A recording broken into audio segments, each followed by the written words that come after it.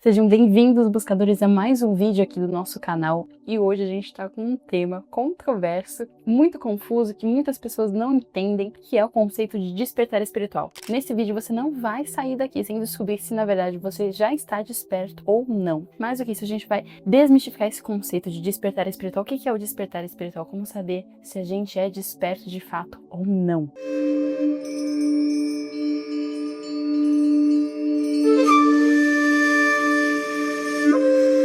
Primeiro que o despertar espiritual, o termo despertar espiritual, ele tem sido usado de uma forma muito errada, muito confusa. Então, se você leu o livro dessa espiritualidade nova era, assistiu algum vídeo, você já é considerado desperto. Se você entrou, começou a questionar sobre a sua existência, sobre o caminho espiritual, automaticamente você já se torna desperto. Esse é um conceito ali que foi deturpado pela espiritualidade da nova era. Então, esse desperto atual se diz alguém que está dentro da busca de um caminho espiritual, está dentro da busca de um propósito profundo, está na busca de conhecer quem é, quem sou eu, o que eu estou fazendo aqui, qual que é o meu propósito mais profundo. Nesse sentido, despertar espiritual seria isso. O uso dessa palavra está incorreto, no sentido de que despertar, um ser desperto, não é um ser que leu em algum lugar, que descende de uma natureza perfeita, que é um com todo, que é um com Deus. É um conceito muito mais profundo e que, mais do que um conceito, expressa um estado muito profundo. Despertar significa acordar, mas acordar do quê? Acordar dessa ilusão que nossa mente cria a todo momento, a ilusão das nossas emoções perturbadoras, das nossas concepções errôneas a respeito da realidade, a respeito das pessoas, a mente que ilude a gente, que cria estados de ansiedade em relação ao futuro,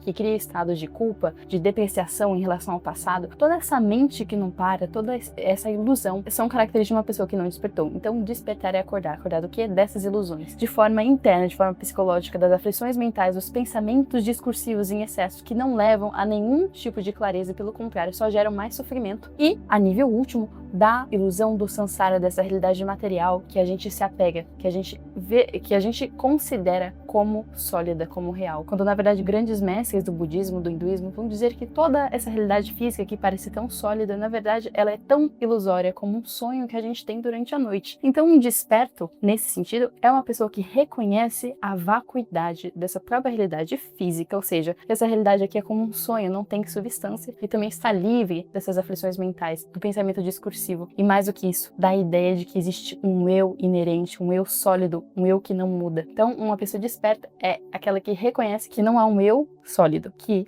essa realidade não é sólida, ela é como um sonho. Por isso que a gente vê grandes despertos como Jesus Cristo manipulando elementos da realidade, porque ele observava o quanto que a realidade é insubstancial, ele tinha essa realização profunda. Uma vez que eu vejo que isso é um sonho, a gente consegue manipular esse sonho da forma que a gente quiser, não é? Então, sim, exemplos de seres despertos, Jesus, Buda, Lao Tse, Babaji, também são exemplos de seres despertos, seres que têm tanta realização espiritual que eles são capazes até de manipular os elementos da realidade física, o que a gente conhece como milagres. Na verdade, não tem nada de milagres, na verdade, são seres que reconhecem a verdadeira substância da realidade, que é insubstancial, reconhecem isso como uma ilusão, como um sonho, e a partir desse reconhecimento profundo, eles conseguem manipular a realidade, por mais que esse não seja o objetivo de despertar. Eu não vou despertar, eu não vou buscar iluminação, eu vou buscar despertar para conseguir controlar a minha realidade, para conseguir co-criar a minha realidade dos sonhos. Até porque a gente tá vendo aqui, não importa o quanto que você tente manipular a realidade externa, se você não tem a realização profunda da mente, dessa verdadeira natureza, você nunca será feliz de fato, porque toda a felicidade externa, ela depende sempre de alguma coisa, de alguma situação, de situações externas, e ela é por si só impermanente. Então, nas tradições espirituais antigas, despertar nada mais é do que um ser que está completamente livre das ilusões, que reconhece a realidade tanto externa, da realidade material, como interna,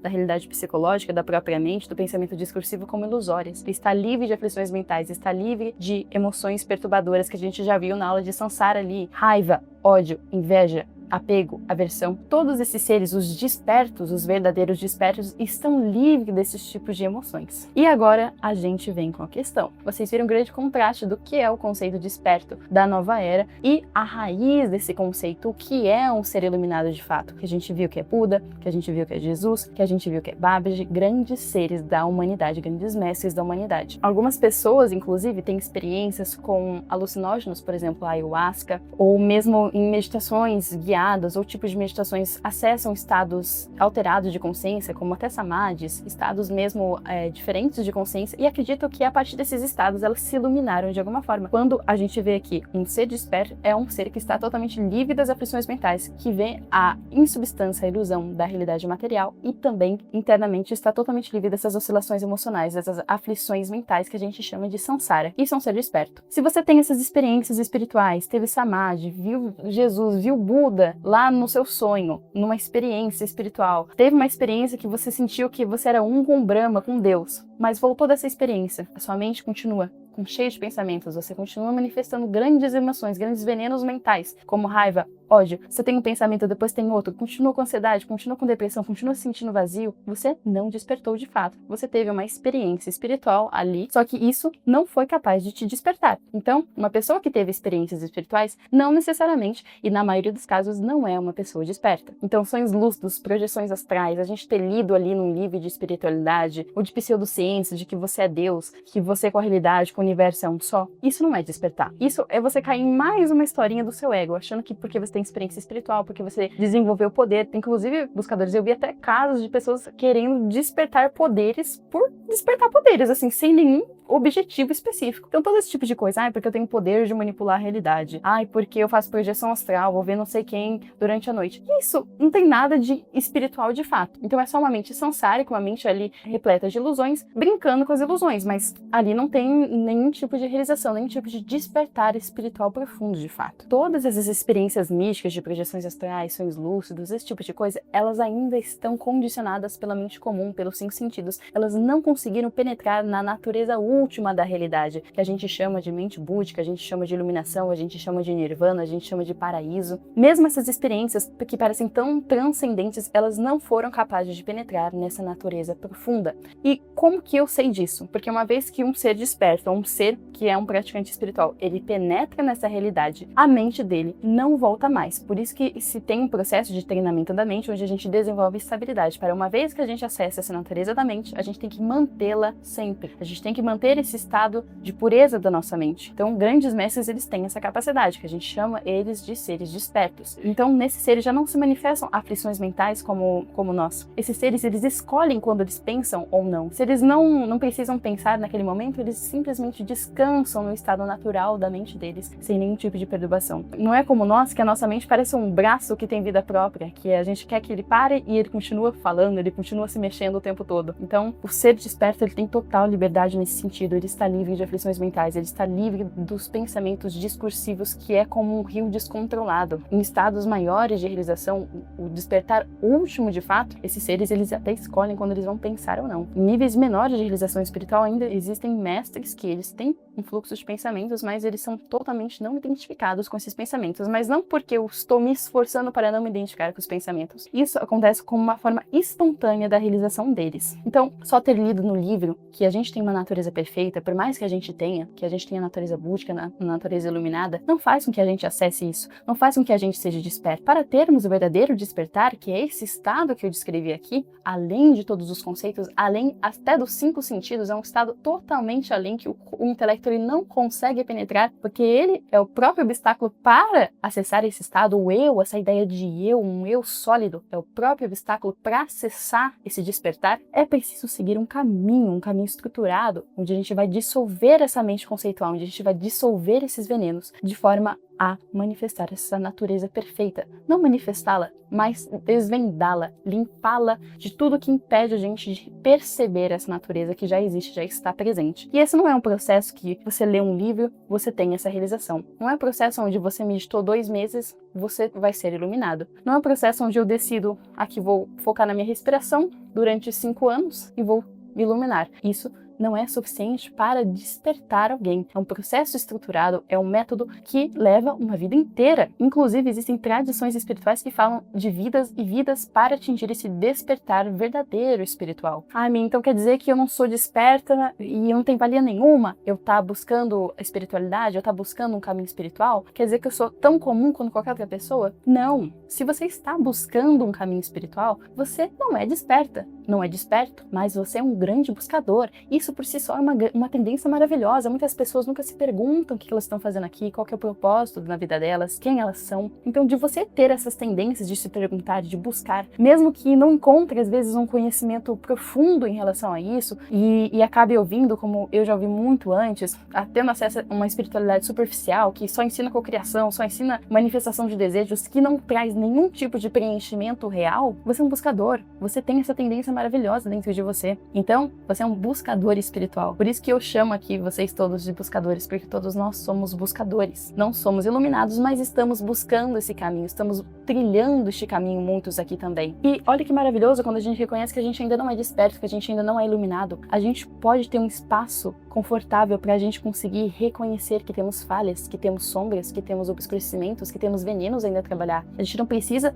ficar numa posição de se achar iluminado, de se achar o desperto, o mago, o co-criador da realidade perfeito, que sabe de todas as coisas. A gente tem um espaço confortável para a gente reconhecer na nossa mente como ela é. Ainda uma mente com venenos, ainda uma mente que não reconhece as coisas como são, que tem obscurecimentos, que tem muitos pensamentos. Só que a partir do momento que a gente observa essa mente, que ela está imperfeita, está suja, como um pano preto sujo, e a gente reconhece isso, a gente consegue dar o próximo passo, que é o quê? Trilhar o caminho para limpar esse pano preto até que ele se torne branco de novo. Ou seja, limpar a nossa mente comum até que a gente reconheça a natureza perfeita, a natureza limpa, a natureza pura, inerente da sua mente, da minha mente, da mente de todos os seres que neste momento está obscurecida por aflições mentais, por percepções errôneas da realidade, por reconhecer, por se apegar profundamente à ideia de um eu. E a gente não dissolve essa ideia de eu, a gente não percebe que a realidade é uma ilusão lendo livros. A gente reconhece isso sentando e praticando o que a gente chama aqui dentro do Shindo de Jinshin, as práticas meditativas que levam a essa realização. É um processo acumulativo, é um processo que leva anos para se dar, para se realizar, e na maioria dos casos uma vida inteira, mas é uma vida que, conforme você vai praticando, naturalmente durante o caminho você vai dissolvendo os seus obscurecimentos, e conforme você vai dissolvendo esses obscurecimentos, esses feixes de luz da mente iluminada, eles vão se manifestando cada vez mais, e com isso as consequências são uma vida muito mais feliz, muito mais alegre. Você começa a perceber que a felicidade, ela vem de forma interna espontaneamente. Por quê? Porque você está trabalhando a sua mente, você está limpando os seus obscurecimentos, de forma que essa natureza livre, essa natureza perfeita, essa natureza naturalmente alegre, em êxtase, ela começa a se manifestar na sua vida diária. Outro sinal de que você está bem dentro do caminho para despertar, o sentimento de compaixão surgindo. Não é só apenas fazer práticas de meditação. Se você faz práticas de meditação sem desenvolver a base filosófica necessária de entender o porquê que eu vou buscar a liberação, porquê que eu vou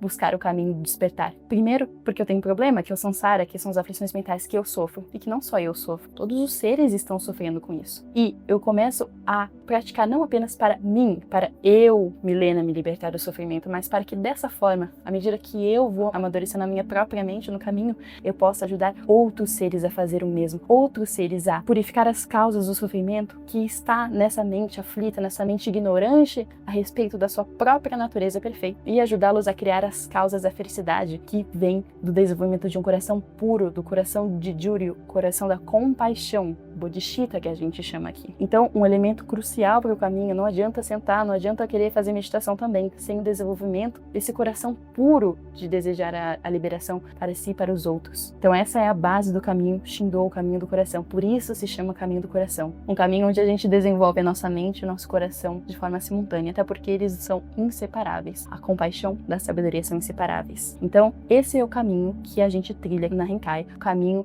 do despertar. Esse é o caminho específico, que é baseado dentro do budismo Mahayana. Então, recapitulando aqui, despertar espiritual não é ter experiências místicas, não é ter projeção astral, não é ter sonhos lúcidos, não é ter lido no livro de autoajuda que você é desperto, que você é um com Deus, ou mesmo se você tiver algum tipo de experiência, não é nada disso. O verdadeiro despertar espiritual, a verdadeira característica de despertar espiritual é estar totalmente livre de todas as aflições mentais e emocionais, estar livre de toda a ilusão. E esse é um processo que exige diligência, exige prática, exige método, existe um caminho. Agora me conta aqui, o que você pensava que era despertar espiritual? Depois desse vídeo, ficou mais claro na sua cabeça qual que é a diferença entre o conceito de despertar espiritual no sentido das tradições orientais tradicionais, antigas, e o sentido que foi deturpado de uma forma errônea hoje? Me conta aqui que eu quero saber. Se você quer saber mais sobre o caminho Shindo, o caminho do coração, se inscreva aqui dentro do canal, onde a gente já oferece muito conteúdo para você começar a entender por que você sofre, qual que é o verdadeiro e o propósito mais profundo da sua existência, como trilhar esse caminho. E se você está interessado em seguir o caminho Shindô, também recomendo que você clique no primeiro link aqui da descrição, onde a gente tem a nossa comunidade Shindô, onde todos os praticantes do caminho Shindô se reúnem com o mesmo objetivo, que é realizar esse estado de despertar. Não apenas para se ajudar, mas para que no processo, à medida